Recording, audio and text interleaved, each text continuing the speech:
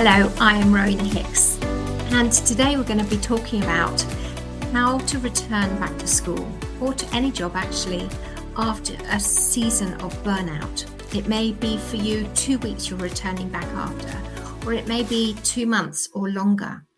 And I hope that this session today will give you strategies, it will give you tips, it will give you stories from my life and experience of others, and also give you some hope, because my key here is, rather than thinking, oh no, I've burnt out, I'm a failure. Instead, you think, right, I've got a learning opportunity here, because that's my story.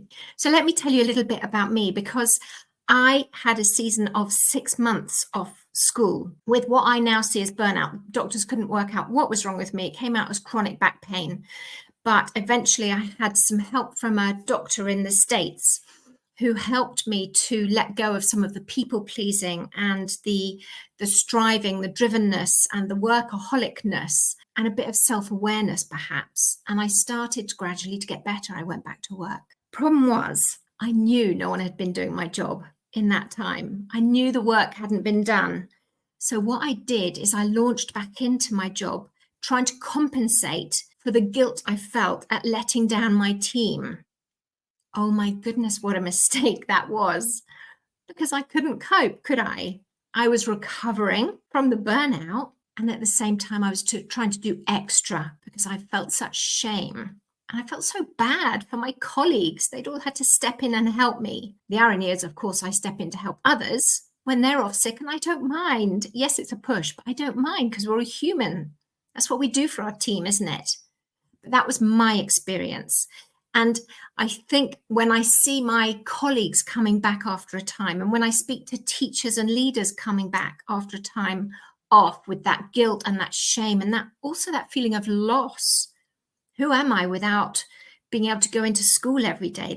What's my identity anymore? We have so much complicated emotion going on.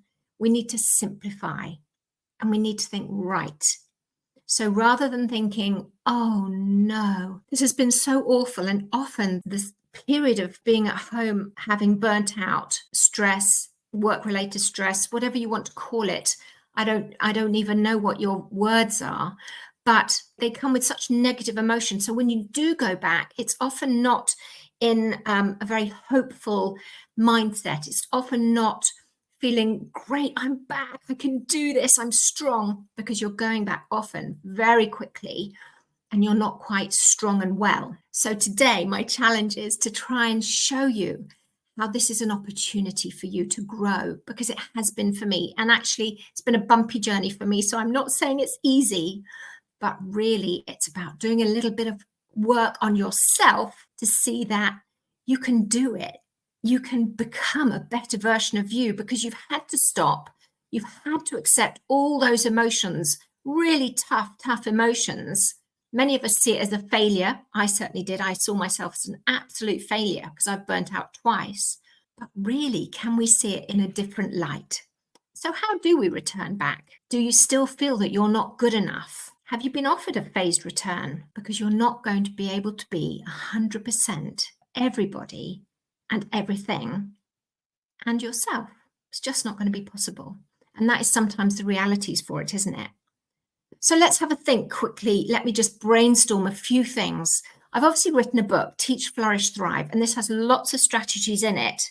For example, try small steps every day. And think about your self-awareness. One of my chapters early on in my book talks about self-awareness, because 95% of us, this is one of my favorite statistics, so I say it a lot, 95% of us think we're self-aware, but in fact 15% or even 10% actually are. And that for me is a real eye-opener. So how is your self-awareness actually? One of the keys to self-awareness, there's so many, of course, and this, we're not talking about self-indulgence and self-criticism here. We're talking about looking at ourselves and our responses and our actions in a positive, creative way. But one of the keys here is, after a difficult day or a difficult meeting, or perhaps a lesson that doesn't go very well, do you say, oh, why didn't I do better, and why did that go so wrong? Or do you say, okay, what could I do better tomorrow? What can I change in how I taught today so that tomorrow the children might get it? Or what did I say wrong that made that parent or that colleague react in that way? What did I say or do that I could change for a next meeting? What could I do better? So it's that what against why. Really crucial. Watch yourself. See, do you respond with a what after a challenging situation? So how are you living right now? And how were you living before you went off with work-related stress, burnout, physical symptoms, emotional symptoms, whatever they were? For me, it was crying. It was loss of feeling in my limbs. It was some loss of vision in one eye, chest pain, a few other things. But we're all so different, aren't we? We all have completely different symptoms. So my first burnout, as I said, was back pain. Really, really excruciating. Completely different, because your body internalizes all the emotion, doesn't it? If you don't let it out, it's going to come out somewhere. We're all different, and we have to accept that. How are you living? Can you see your habits? Are they good? Are they healthy? When you're going back to work after burnout, can you look at how you were living before and change some of your habits? So, for example, the more exhausted I became before I burnt out, the less well I ate, because I remember me and my youngest child, we would order more takeaways because I was too tired to cook. I would cut corners with healthy things because it was quicker just to eat something less healthy. I exercised less. Can you turn that on its head and think, right, now I need to start investing in myself? I need to do better.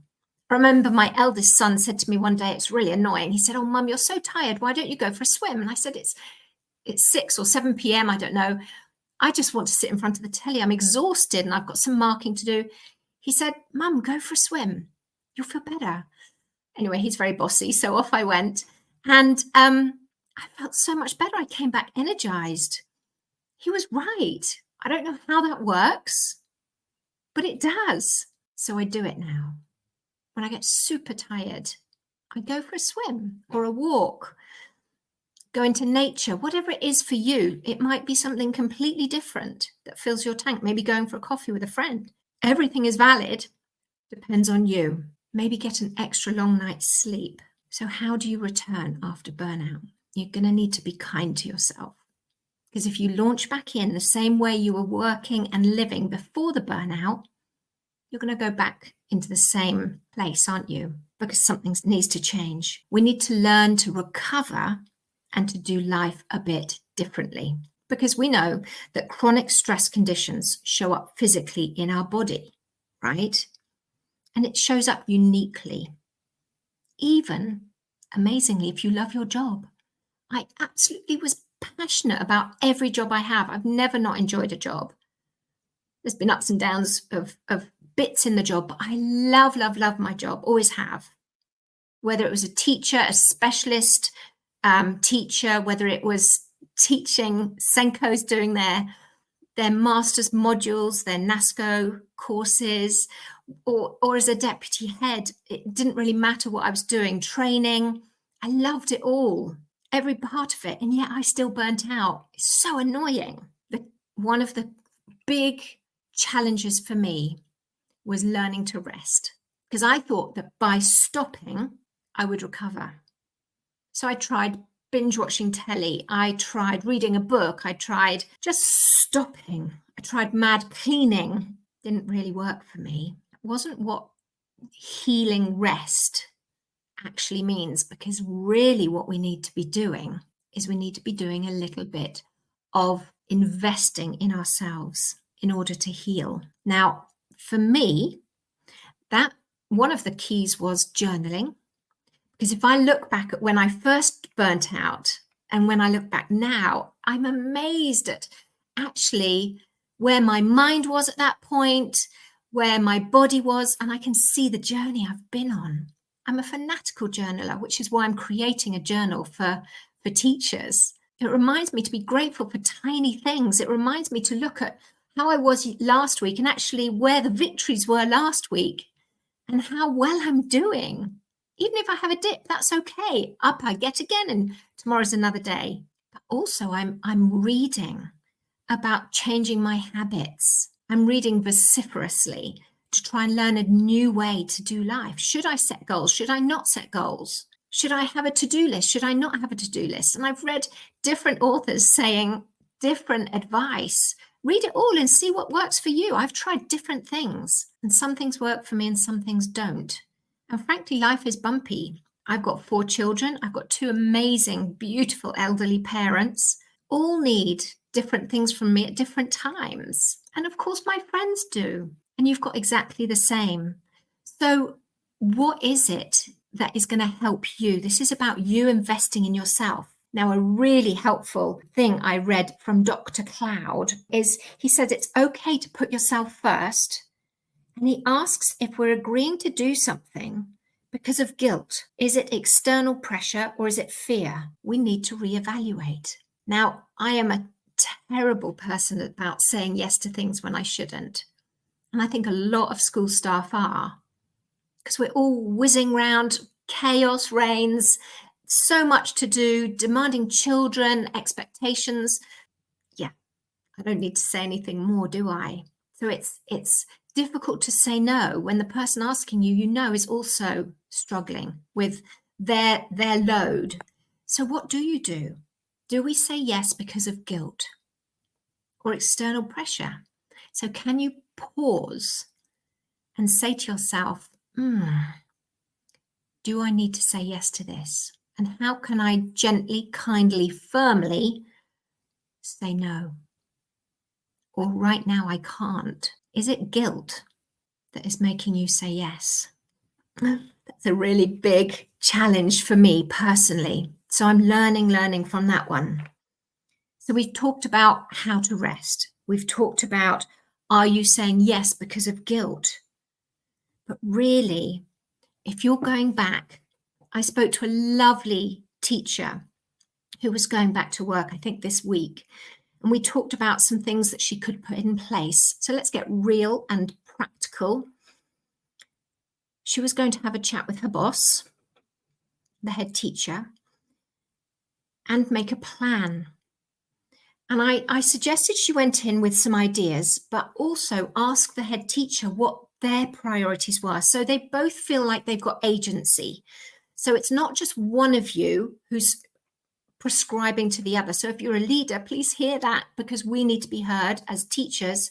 But if you're a teacher, hear that, because we need to be heard as leaders. And we need to feel that we've got a bit of a say, don't we? All of us. Doesn't really matter what your position is. So agree a plan if you're going back, and plan in your boundaries. You can't do it all. You can't do it all straight away, but you probably can't do it all. So you're going to have to plan boundaries and prioritize. Really important. You're also going to have to manage your responses to people, because in my experience of coming back after a period of absence, everyone goes, oh, Rowena, it's brilliant, you're back. I need help with this and this and this, and can you do this and this and this? How are you going to respond to that?